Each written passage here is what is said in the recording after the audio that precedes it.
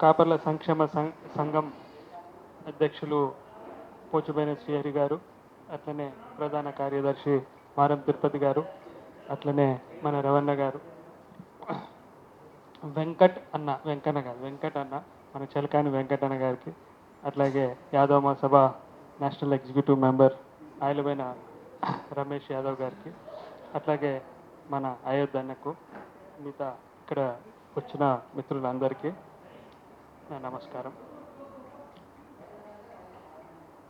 ఈ స్కీమ్ యొక్క పలు అంశాలు, అంటే స్కీమ్ ఏంటిది, దాన్ని ఏ రకంగా ఇంప్లిమెంట్ చేస్తున్నారు, దాన్ని ఏ రకమైన దాంట్లో ఆటుపాట్లు ఉన్నాయి, లోటుపాట్లు ఉన్నాయి, డ్రాబ్యాక్స్ ఏమున్నాయి శ్రీహరి గారు ముందే వివరించారు. అట్లాగే మన రవణ కూడా గ్రౌండ్లో గ్రామీణ ప్రాంతంలో పోయి అసలు నిజంగా అక్కడ ఏ రకంగా ఈ గొర్రె కాపర్లు వాళ్ళ నిజమైన సమస్యలు అక్కడ ఎలా ఉన్నాయి, ఈరోజు గ్రౌండ్ పొజిషను ఎలా ఉందనేది ఆయన అనుభవం కొద్దీ చక్కగా వివరించారు.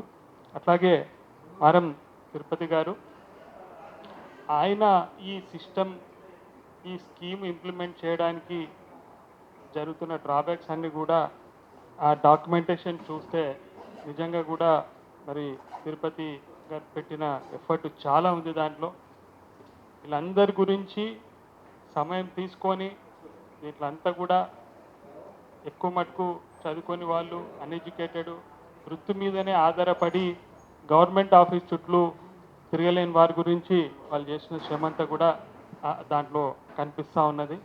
ఇదంతా కూడా మరి అట్లానే వెంకటన్న గారు, రమేష్ యాదవ్ గారు కూడా దీని మీద ఎక్కువ సంపూర్ణంగా వివరించారు. దాంట్లోకి పోకుండా 2-3 అంశాలు నేను నా తరపు నుంచి మాట్లాడి సభకు వచ్చేసినందుకు నా అభిప్రాయ పరంగా దానికి ఇదంతా కూడా ఎందుకంటే రౌండ్ టేబుల్ కాన్ఫరెన్స్ కాబట్టి అందరు అభిప్రాయాలు వ్యక్తపరచాలి కాబట్టి నా అభిప్రాయాలు కూడా వ్యక్తపరచాలి. ఒకటి ఆల్రెడీ మాట్లాడిన సబ్జెక్ట్ కాకుండా నేను ఒక కొత్త కోణంని టచ్ చేస్తాను. First of all state government మీద డిపెండ్ అయ్యి ఏ వృత్తి కానీ, ఏ ఆర్గనైజేషన్ కానీ, ఏ సెక్టర్ కానీ స్టేట్లో బాగుపడ్డ దాఖలా లేవు. ఎక్కడెక్కడ గవర్నమెంట్ ఇన్వాల్వ్ ఉంటుందో అక్కడక్కడ కరప్షను, నెగ్లిజెన్సు, సిస్టమ్ ఫెయిల్యూరు, లేకుంటే తిరుపతి అన్నలాగా మనం పోయి గవర్నమెంట్ ఆఫీస్ చుట్టూ తిరిగి దాన్ని మనము తీసుకొచ్చి వదిలేయడమే తప్ప గవర్నమెంట్ తరఫు నుంచి ఒక సింపథెటిక్ వ్యూ, అరే ఇది ఒక ఎంప్లాయ్మెంట్ జనరేట్ చేస్తుంది, లేకపోతే రెవెన్యూ జనరేట్ చేస్తుంది, ఇది ట్యాక్స్ జనరేట్ చేస్తుంది, ఇది మన దేశానికి అవసరము అన్న దృక్పథము ఏ గవర్నమెంట్ శాఖలో లేదు, ఏ రాజకీయ నాయకుడి దగ్గర లేదు, ఏ గవర్నమెంట్ ఆఫీస్ దగ్గర లేదు. ఇవన్నీ రిపోర్ట్ చూస్తుంటే బాధాకరంగా ఉన్నది. వీళ్ళు ఐఏఎస్ ఆఫీసర్సు, గ్రూప్ 1 ఆఫీసర్స్ ఏంటంటే ఐఏఎస్ ఆఫీసర్స్ ఏముంది 1,00,000 మందిలో ఒకటి సెలెక్ట్ అవుతారు, గ్రూప్ 1 ఆఫీస్ 10,000 మందిలో ఒకటి సెలెక్ట్ అవుతారు. వీళ్ళకి తెలివితేటలు చాలా అపారంగా ఉంటాయి ఐఏఎస్ ఆఫీసర్లకు. ఇవన్నీ కూడా మనం చూతే బనాయించడానికి వాడతారు. లాస్ట్కి వచ్చి ఇట్లా లిస్ట్ ఉన్నది. వీళ్ళు ఏం చేస్తారంటే ఇట్లా రీజన్స్ ఫర్ రిజెక్షన్ పెద్ద లిస్ట్ ఉన్నది. ఇట్లా ఎవరెవరు అప్లై చేసారు, రీజన్ ఫర్ రిజెక్షన్. వీని తెలివంతా దేనికి వాడతాడంటే వీడు పై అధికారి ఈ రిపోర్ట్లు చూస్తాడు కదా, మీకు ఎక్కడ పుల్ల పెట్టవద్దు, వీడు చేసిన పనికి ఎక్కడ దొరకొద్దు, వీడు దొంగతనం ఎక్కడ దొరకొద్దు, రిమార్క్స్ అని ఉన్నది reason for rejection. Bank criteria లేదు. ఈ రిపోర్ట్ చూసి పై అధికారి వీని మీద ఏమన్నా చర్య తీసుకుందామన్నా వీడు ఎక్కడ దొరకడు. క్రైటీరియా తిరుపతి అని అన్నట్టు 135 క్రైటీరియాల మనమే ఒక పాలసీ మేకర్ స్థానంలో కూర్చుంటే గొర్రెల కాపర్ల విషయము అన్నిటికన్నా ముఖ్యమైనది ఏంది, ఫస్ట్ దీనికి ఒక ఐఏఎస్ ఆఫీసర్ తెలివితేటలు కూడా అవసరం లేదు. మన గ్రామీణ ప్రాంతంలో చదువుకు నోచుకొని ఇంతో తెలుగున్న గొర్రె కాపర్ని తీసుకొచ్చి కూర్చుంటబెట్టి దీనికి ఏం చేస్తే బాగుంటుంది అంటే వాళ్ళు చెప్తారు సలహాలు వీళ్ళకి నుంచి. ఫస్ట్ ఏంది, ఈ వృత్తి మీద ఆధారపడి ఎంతమంది ఉన్నారు, ఈ వృత్తి వాళ్ళు ఎన్ని రోజుల నుంచి చేస్తున్నారు, ఈ వృత్తి మీద వాళ్ళకు ఎంత అవగాహన ఉంది. ఫస్ట్ స్కీమ్ వాళ్ళకి ఇవ్వాలి కదా. దీనికి నీ ఐఏఎస్ ఆఫీసర్ ఎందుకు, నీకు బ్యాంకులు ఎందుకు, నీ పొందు ఎందుకు, నీ పనికిరాని తెలివితేటలు ఎందుకు?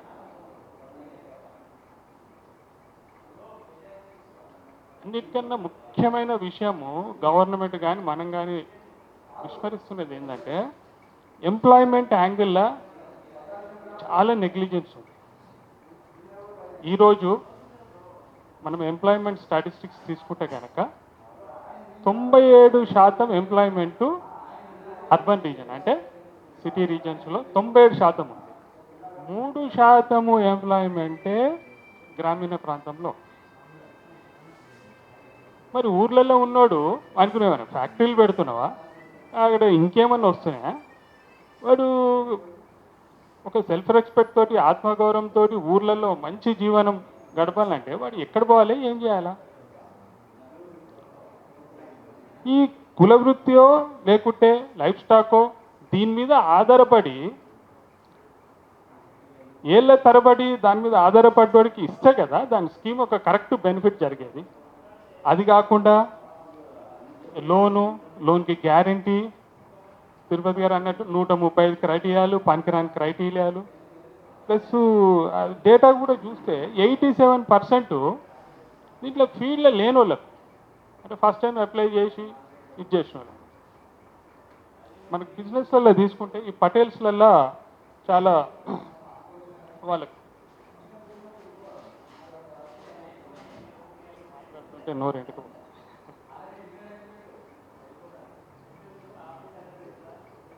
పటేల్స్లలో బాగా బిజినెస్ కమ్యూనిటీ కాబట్టి వాళ్ళు ఒక ఫార్ములా చెప్తారు జనరల్గా. ఫస్ట్ 1000 రోజులు అంటే ఫస్ట్ 1000 days నువ్వు బిజినెస్ని మేనేజ్ చేయి, వృత్తినో బిజినెస్నో 1000 రోజులు నువ్వు దాన్ని తట్టుకొని దాంట్లో ఆటుపోట్లు తట్టుకుంటే కనుక 1000 రోజుల తర్వాత బిజినెస్ నిన్ను సపోర్ట్ చేస్తుంది లైఫ్. మనకు ఒక ఎంప్లాయ్మెంట్ అయినా బిజినెస్ అయినా ఆర్గనైజేషన్ ఏంటంటే ఫస్ట్ 3 years మనం స్ట్రగుల్ కావాలి. దీంట్లో వృత్తిపరంగా ఏళ్ళ తరబడి అంటే 3 ఏళ్ళు దాటి ఇదే వృత్తి మీద ఆధారపడినోనికి నీ గవర్నమెంట్ నువ్వు చెప్పేది ఏందానికి, నీ బొంగు నువ్వు చేయగలుగుతావా లేదా నువ్వు చెప్పేది ఏంది, ఈ ఎలిజిబుల్ క్రైటీరియా వానికేం వర్తిస్తాయి. ఇవి ఉన్నాయి. దీంట్లో ఒక్క క్రైటీరియా ఉందా, వీడు ఫలానా మన గొర్రెల కాపర్లు ఎన్ని ఏళ్ళ నుంచి చేస్తున్నాడు ఇది అని ఉందా అని దాంట్లో 135 మెంబర్ల. మరి ఒక చదువుకున్న ఐఏఎస్ ఆఫీస్ కన్నా చదువుకున్నోడు బెటర్గా చెప్పగలుగుతారు కదా. మన తెలివితేటలు దేనికి, ఇది మందిని ముంచడానికి. ఇది ఒక్క మన ఎన్ఎల్ఎం స్కీమే కాదు, ఒక్క మన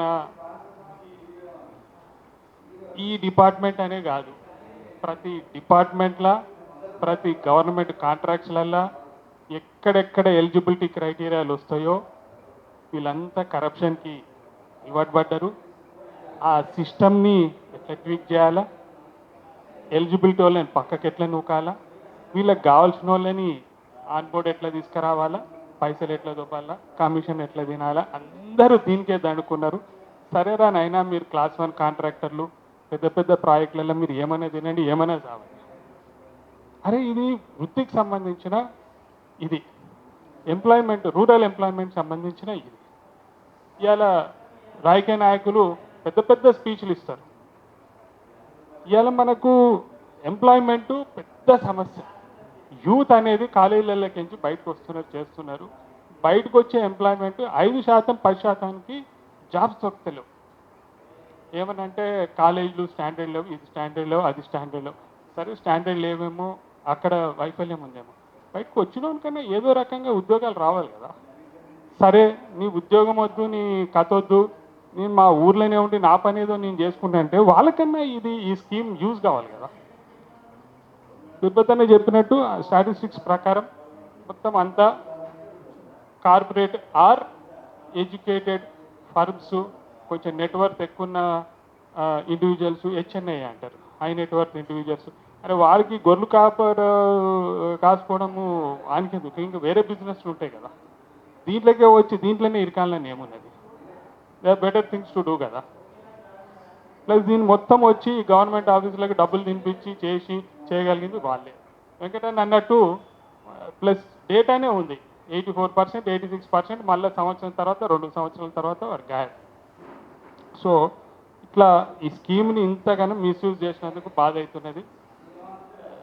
తిరుపతి అన్నకు ఒకటి చిన్న సజెషన్, ఇంగ్లీష్లో ఒక సేయింగ్ ఉన్నది, ఏంటంటే అది, when you give up on something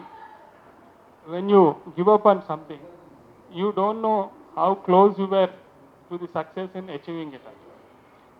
అంటే ఇది ఎందుకు చెప్తున్నా అంటే, తిరుపతి అన్న ఏదైతే ఈ ప్రయత్నం గవర్నమెంట్ డిపార్ట్మెంట్కి వెళ్ళి ఈ గ్రీవెన్స్ లెటర్స్ ఇవన్నీ ఇవ్వడము అద్భుతమైన ప్రయత్నము, హర్షణీయం.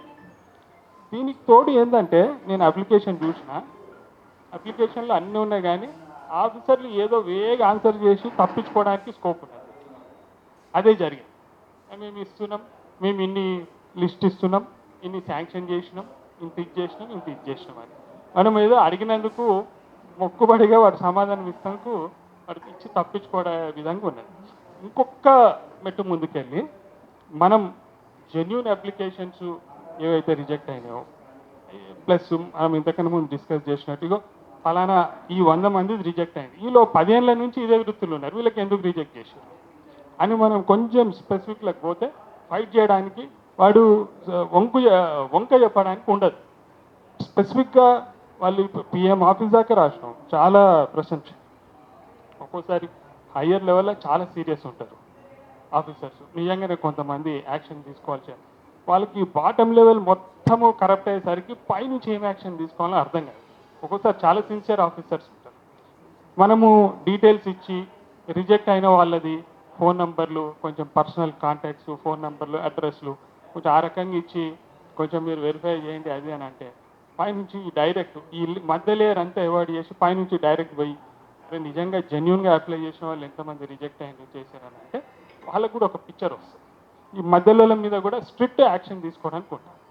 అదే మంచి ఎఫర్ట్, కాకపోతే కొంచెం ఇంకొక మెట్టు ఎక్కువ తీసుకుంటే బాగుంటుంది. రెండోది, నాకు తెలియక ఒక చిన్న ప్రశ్న అడుగుతున్నా. ఫస్ట్ ఆఫ్ ఆల్ మనకు ఈ లైఫ్ స్టాక్ ఫార్మింగ్ అనేది, అంటే గొర్రెల కాపడం మేయడం అనేది మనకు కమర్షియల్లీ వాయబులా?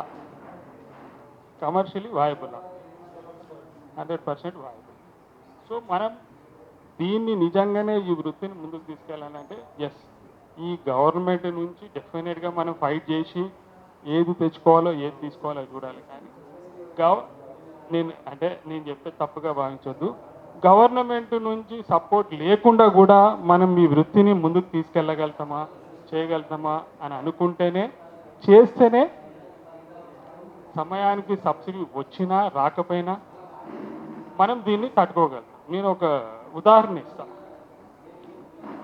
నేను ఒక కాలేజీ నడుపుతున్నా, కాలేజు ఫీ రియంబర్స్మెంట్ స్కీమ్ పెట్టింది గవర్నమెంట్. ముందేమో 3 నెలలకు ఒకసారి ఇస్తుండే, మేమైతే కాలేజీలో జీతాలు అయితే నెలకి ఇవ్వాలి కదా, 3 నెలలకు ఒకసారి, తర్వాత 6 నెలలకు ఒకసారి, తర్వాత సంవత్సరానికి ఒకసారి. ఇప్పుడు గత 4 ఏళ్ళ నుంచి పెండింగ్ ఉన్నాయి.